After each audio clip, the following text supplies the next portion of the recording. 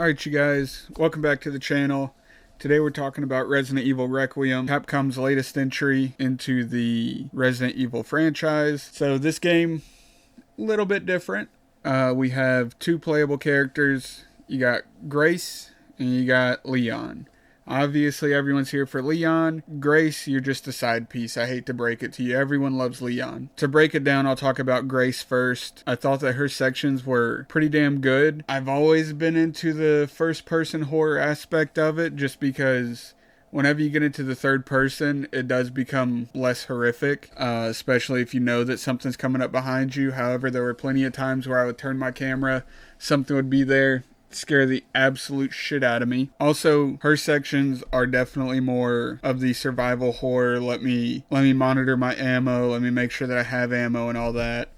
She has much less inventory space than Leon does. I think she starts off with 8 or 12 inventory slots, which you can expand through collectibles in the game. It makes the game so much more terrifying whenever you only have a knife, or hell, you might not even have a knife, and you're just running past zombies and really hoping that you got everything in an area, that you cleared it. And there were plenty of spots like where Chunk was, I think that's his name, was Chunk, the big fat zombie, where I didn't want to go back to that area because I don't have any ammo, I can't fight the dude.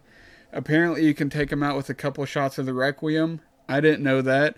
I was preserving my Requiem ammo throughout the entire game. By the time I got to the final boss fight, I just unloaded the Requiem into him and he went down pretty easily. As far as survival horror goes, this is by far one of the best experiences that I had.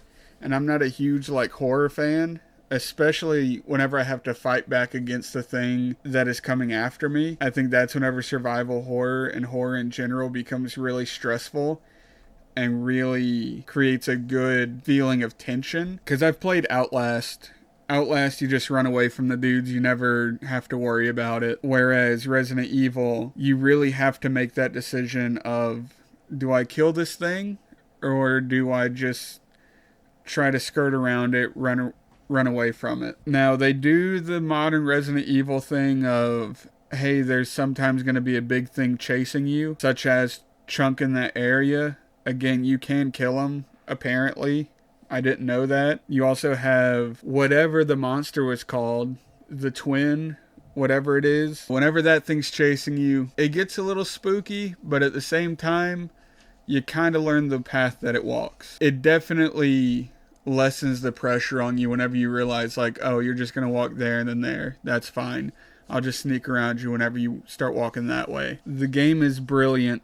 The game is actually brilliant. My stress levels would start to rise as Grace, and I'm like, alright, I'm going to have to end the game soon because, I'm getting a little creeped out here, a little spooked. And then that's about the time where the game shifts and shoves you into Leon, which is the much more action-oriented Resident Evil experience. Think Resident Evil 4, Resident Evil 5 type deal. And then whenever you're Leon, the game's a cakewalk. You get to go around killing zombies, not really having to worry about much. It can still be stressful. You're still managing resources and everything, but it allows you to manage your stress a lot better.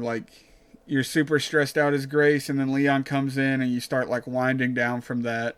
And by the time you've winded down from that, they put you as Grace again, and now your stress is starting to rise again. As far as Leon goes, I think he plays great. The only issue that I have is whenever you're in Raccoon City, and I swear I was in Raccoon City for 10 hours. It was the longest slog throughout that game of just, alright, so I'm going to go to the apartment building. I'm going to get whatever gubbin they have there that I have to get. Then I'm going to go to the underground garage, get whatever I have to get down there. All these different areas, and I'm going to grab all this different stuff that I'm supposed to grab for the story to progress. And it just, like I said, it felt like a slog. It's I've already wound down from my Grace horror experience. I'm kind of ready for that horror experience to come back, but Leon doesn't feel like a horror game whenever you're playing him. And I've seen a lot of complaints online about whenever you go back in the past and you're playing as Grace as a child.